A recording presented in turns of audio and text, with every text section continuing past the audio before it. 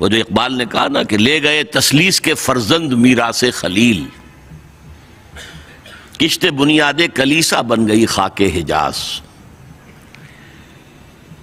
تسلیس کے فرزند میراث خلیل لے گئے تھے، بیت المقدس ان کے کروسیڈرز کے قبضے میں آ گیا تھا 1099 میں، اور رہا تھا 1187 تک، 88 ایئرز۔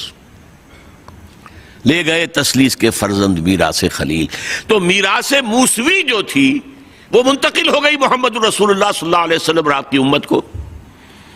ان کا قبلہ کینسل، یہ قبلہ آ گیا، تو سب سے زیادہ دکھ تو انہیں تھا۔ اب جو وہاں سے کاؤنٹر ریولوشنری موومنٹ آئی ہے وہ عبداللہ ابن سبا یہودی۔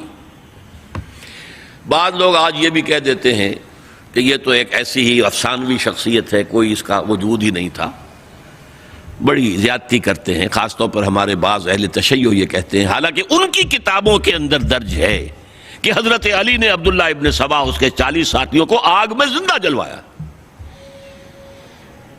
رجال کشی کے اندر دیکھ لیجئے لکھا ہوا موجود ہے۔ لیکن چونکہ کچھ لوگوں نے شیعت کے لیے لفظ سبائیت استعمال کرنا شروع کر دیا، اس لیے وہ ڈیفنس میں کہتے نہیں سبا تو یہ تو افسانوی شخصیت ہے، سبا کوئی تھا ہی نہیں عبداللہ ابن سبا۔ نہیں، عبداللہ ابن سبا ایک شخص تھا یہودی، وہ اسلام کا لبادہ اوڑھ کر آ گیا دارالاسلام میں، حضرت عثمان رضی اللہ تعالیٰ عنہ کا عہد۔ اور ایک مغالطہ میں چاہتا ہوں کہ ان دی فرسٹ انسٹنس دفع کر دوں، عام طور پر اتنی غلط طریقے سے تاریخ بیان ہوئی ہے کہ حضرت عثمان کے عہد خلافت کو سمجھتے ہیں پورا کا پورا عہد خلافت غالباً فتنوں ہی کے اندر تھا اور اختلافات ہی تھے اور خانہ جنگ۔ معاذ اللہ، ایسا نہیں تھا۔ طویل ترین دور جو ہے دور خلافت حضرت عثمان کا ہے، 12 سال، حضرت ابوبکر کے 2.5 سال، حضرت عمر کے 10 سال، دونوں کو جمع کریں گے تو عثمان کا، اور اس میں 10 سال بالکل اسی شان کے ہیں جو حضرت عمر کے خلافت کے شان ہیں، کوئی اختلاف نہیں، اور فتوحات کا دائرہ بڑھتا چلا جا رہا ہے، تھمتا نہ تھا کس چیز سے سیل رواں ہمارا۔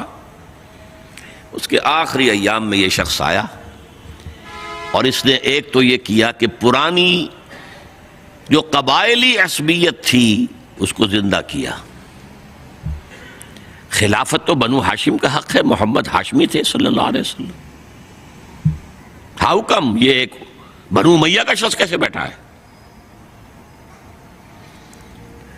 دیکھیے اس شخص نے کتنا انتظار کیا۔ حضرت ابوبکر بنو امیہ میں سے نہیں تھے، لہذا یہ فتنہ اس کے خلاف نہیں ہو سکتا تھا، کیونکہ چشمک جو تھی وہ بنو امیہ اور بنو ہاشم کی تھی، بڑی پرانی تھی، یہ بڑے برابر کے یہ دو کلینز جو تھے مد مقابل تھے ایک دوسرے کے، باقی چھوٹے قبیلے تھے، بنو تیم ہیں، بنو عدی ہیں، لیکن مقابلہ تھا بنو امیہ اور بنو ہاشم کا۔ حضرت ابوبکر بنو تیم میں سے، حضرت عمر بنو عدی میں سے، بنو امیہ میں سے حضرت عثمان۔ اب اس کو موقع ملا، اب آیا یہ اموی، یہ بن گیا، یہ سب غاصب ہیں، ابوبکر بھی، عمر بھی، عثمان بھی۔ خلافت پہلے دن سے علی کی ہے اور اس کو ملنی چاہیے۔ اس سے آگے بڑھ کر، اور علی تو خدا ہے، انکارنیٹ، گاڈ انکارنیٹ، یہ اس کا عقیدہ جس نے پھیلایا۔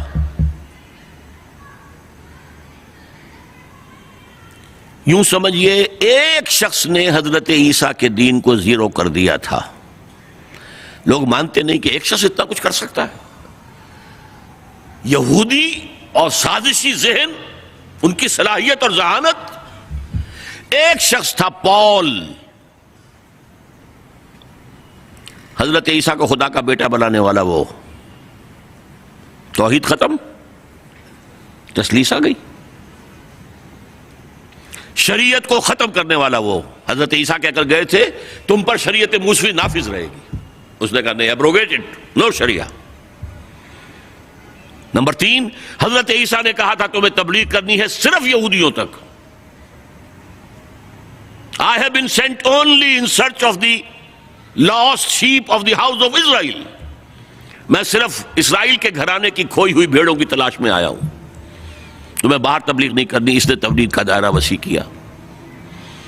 وہ دین مسیحیت ختم، وہ دین پولزم ہے جو چلا ہے اس کے بعد. سمجھ رہے ہیں اس بات کو؟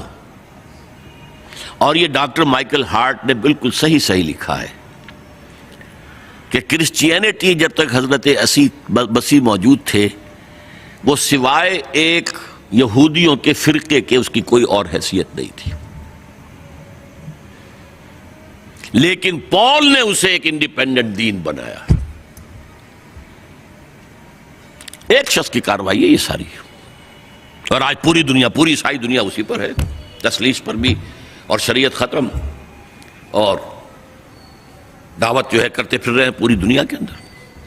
اسی طرح اس نے کیا، قبائلی عصبیت کو چھیڑا اور حضرت علی کا مبالغہ کیا یہ خدا ہے، اوتار، گاڈ انکارنیٹ. تیسرا کام کیا کیا کہ حضرت عثمان رضی اللہ تعالی عنہ اور ان کے جو عاملین تھے، گورنر کوفے کا ہے، گورنر شام میں دمشق میں ہے، گورنر مصر میں ہے، ان کے خلاف پروپیگنڈا شروع کیا. یہ بیت المال میں خیانت کر رہے ہیں، یہ غبن کر رہے ہیں، یہ اپنے عزیزوں کو جو ہے پال رہے ہیں، ان کو دے رہے ہیں، وہ اقربا پروری کر رہے ہیں، اور یہ کر رہے ہیں، اور ٹیکنیک کیسی عجیب. کوفے میں کوفے کے گورنر کے خلاف بات نہیں کریں گے، دمشق اور مصر کے گورنر کے خلاف بات کریں گے.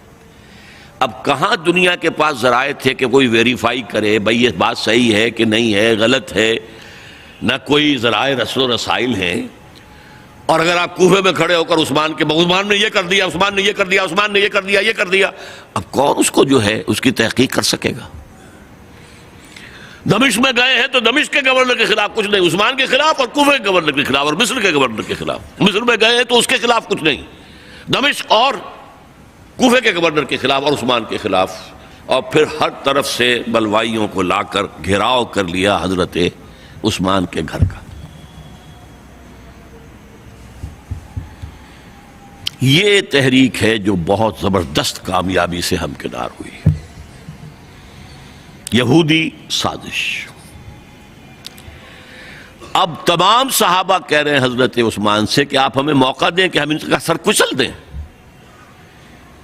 آپ فرماتے نہیں، یہ مجھ پر الزام لگا رہے ہیں نا، میں وضاحت کرتا ہوں. اپنے گھر کی چھت کے اوپر کھڑے ہو کر آپ نے کہا دیکھو یہ میں نے نہیں کیا، یہ میں نے نہیں کیا، میرے یہ احسانات بھول گئے ہو. حضرت علی نے مسجد نبوی میں کھڑے ہو کر جتنے الزامات لگائے تھے ان سب کی طرف سے برات کا معاملہ کیا کہ جھوٹ کہہ رہے ہو تم، عثمان پر کوئی غلطی جو ہے، کوئی خیانت ثابت نہیں. لیکن جنگ کی اجازت حضرت عثمان نہیں دے رہے. یہ میرے خون کے پیاسے ہیں نا، جب تک قتل نہیں کر لیتے جرم کہاں ہے؟ جب قتل کر لیں گے تم قصاص دے لینا. لیکن میں کسی کلمہ گو کی جان نہیں لینا چاہتا، صرف اپنی جان کے تحفظ میں. یہ ہے عزیمت کا پہاڑ. لوگ کہتے ہیں کمزور تھے. جان بچانے کے لیے تو آدمی پتہ نہیں کیا کچھ کر بیٹھتا ہے، اور طاقت ہو تو طاقت کو کیسے استعمال کرے گا. حضرت امیر معاویہ کی طرف سے پیغام پر پیغام آ رہے ہیں کہ آپ ہمیں اجازت دیں میں فوجیں بھیجوں اور ان کا قلع کما کر دیا جائے. حضرت عمرو بن العاص کا پیغام آ رہا ہے مصر سے، آپ ہمیں اجازت دیں. طلحہ، زبیر، علی اجازت مانگ رہے ہیں مدینے کے اندر، آپ اجازت دیں کہ ہم جنگ کریں ان سے. نہیں. آخر کار حضرت علی نے دونوں بیٹوں کو، حضرات حسنین، حضرت حسن، حضرت حسین، دروازے پر کھڑا کر دیا. پہرے دار حضرت عثمان کے، حضرت حسن، حضرت حسین، کہ کوئی گھر میں داخل نہ ہونے پائے. پچھواڑے سے آئے ہیں اور شہید کیا ہے. میرے نزدیک تاریخ کی مظلوم ترین شہادت بمانی مقتول فی سبیل اللہ وہ حضرت عثمان ہے. بلکہ میں جرات کر رہا ہوں ذرا، آپ کو معلوم ہے علامہ اقبال سے مجھے کتنا تعلق قلبی ہے. میں نے ان کے ایک شعر میں ترمیم کی ہے، میں سمجھتا ہوں انہوں نے صحیح نہیں کہا. غریب و سادہ اور رنگی ہے داستان حرم، نہایت اس کی حسین، ابتدا ہے اسماعیل. حضرت اسماعیل کو اللہ تعالیٰ کے حکم سے حضرت ابراہیم ذبح کر رہے تھے نا، اور حضرت حسین ذبح کر دیے گئے. تو گویا کہ ابتدا جس کی ہوئی تھی حضرت اسماعیل سے، اس کی انتہا حسین پر ہوئی۔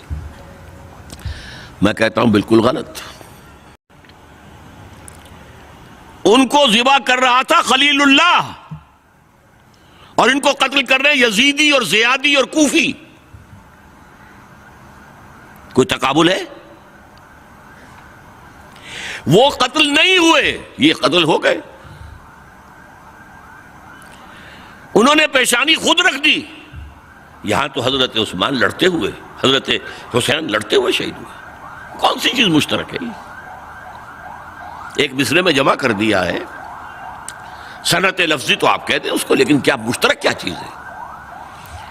اور میں نے امید ہے علامہ اقبال سے ملاقات ہوگی اگر آخرت میں، تو وہ میری اس بات کو تسلیم کریں گے۔ میں نے اس شعر کا دوسرا جو مصرع ہے بدلا ہے، نہایت اس کی ہے عثمان، ابتدا حابیل۔ حابیل جنہوں نے کہا تھا بھائی جان آپ مجھے قتل کرنے کے لیے ہاتھ اٹھائیں گے تو میں اپنا ہاتھ نہیں اٹھاؤں گا آپ کو قتل کرنے کے لیے۔ عثمان نے کہا کہ میں نہیں کسی کو قتل کروں گا، کسی کلمہ گو کو، جو مجھے قتل کر دیں گے پھر ان سے قصاص لے لیں۔ عثمان کے پاس لاکھوں کی فوجیں، سٹینڈنگ آرمیز، پھر بھی انہوں نے اپنی جان دے دی۔ حضرت حسین بہرحال جتنے بھی افراد تھے بہادری سے، شجاعت سے لڑتے ہوئے شہید ہوئے، اس میں کوئی شک نہیں، لیکن لڑتے ہوئے شہید ہوئے نا۔ حابیل کی طرح یہ تو نہیں کہا کہ تم مجھے کرتے ہو تو کر دو، میں تو تمہیں قتل نہیں کروں گا، نہیں۔ بہرحال یہ جو تھا فتنہ، اس کو کہا ہے اور اس کو کتاب میں لکھا گیا، باقاعدہ ایک تصنیف، الفتنۃ الکبریٰ، عظیم ترین فتنہ، حضرت عثمان کی شہادت۔ اس وقت عبداللہ ابن سلام رضی اللہ تعالی عنہ ایک یہودی عالم دین تھے جو اسلام لے آئے تھے، انہوں نے کہا تھا لوگو ڈرو، عثمان کے خون کا نہ بہانا۔ میں جانتا ہوں تاریخ بنی اسرائیل کی، اگر کبھی کوئی نبی جو ہے اگر شہید کیا گیا تو 70,000 آدمی اس کے بعد مارے گئے اللہ تعالیٰ کی طرف سے، اور نبی کا اگر کوئی خلیفہ قتل کیا گیا تو 35,000 آدمی مارا گیا ہے۔ تو اگر تم نے عثمان کو قتل کر دیا تو یہ خون کے دریا جو ہیں پھر آ جائیں گے امت کے اندر، باز آ جاؤ، خدا کے لیے باز آ جاؤ۔ لیکن نہیں، بہرحال حضرت علی رضی اللہ تعالی عنہ نے بلایا عبداللہ ابن سبا کو اپنے ہاں۔ تم کہتے ہو کہ میں خدا ہوں؟ ہاں آپ خدا ہیں۔ توبہ کرتے ہو کہ نہیں؟ نہیں۔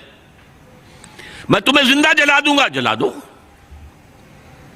تم خدا ہو، ہماری آزمائش کر رہے ہو۔